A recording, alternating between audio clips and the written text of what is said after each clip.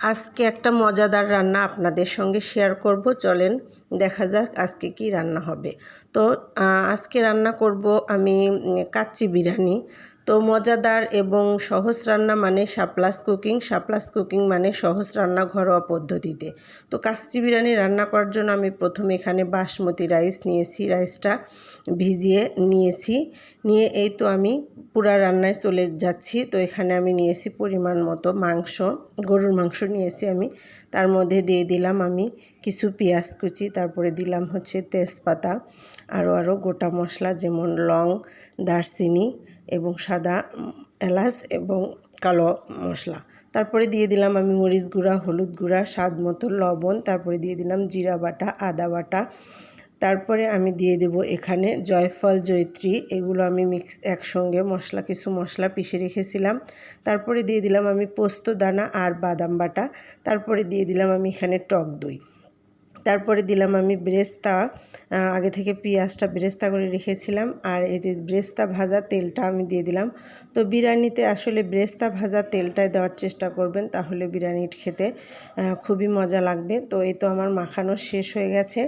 আমি এখন এটা একটু আধা ঘন্টার জন্য রেস্টে রেখে দেবো। এর ভিতরে আমরা চালটা রেডি করে নিই। তো এই তো এখন আমি একটা প্যানে পর্যাপ্ত পরিমাণ পানি ফুটিয়ে নিয়ে তার ভিতরে একটু লবণ আর 1 চামচ পরিমাণ তেল দিয়ে আমি 90% মতো চালটা সিদ্ধ করে নেব। এই তো এর ভিতরে আমি মাংসটা সিদ্ধ করে নিয়েছি। আসলে আমার প্যানে কড়াইতে ধরলো না, তাই আমি পাতিলে বিরিয়ানিটা সাজিয়ে নেব। এই তো আমার মাংসটা অনেক সুন্দর করে সিদ্ধ হয়ে গেছে।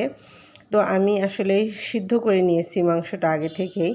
তো তারপরে এই তো এক লেয়ারে আমি চালগুলো সিদ্ধ করা ভাতগুলো আমি দিয়ে দিলাম। তারপরে দিয়ে দিলাম হচ্ছে পেঁয়াজ, তারপরে মানে বেরেস্তা, তারপরে দিয়ে দিলাম আমি কিশমিশ।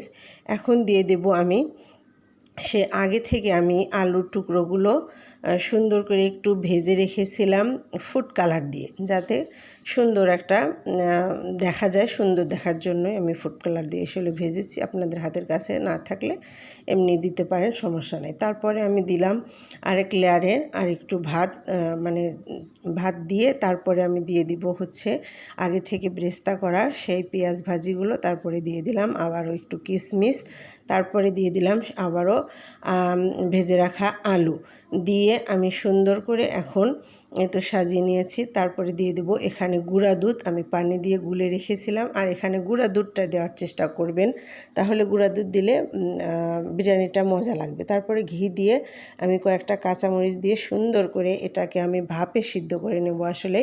তো এই তো ঢাকনাটা আমি বন্ধ করে দিয়েছি। দেখেন আমার বিরিয়ানিটা কত সুন্দর কালার এসেছে দেখতে, আপনারা দেখতেই পাচ্ছেন, অনেক গন্ধ, সুন্দর মজাদার। এই রান্নাটা কেমন হয়েছে অবশ্যই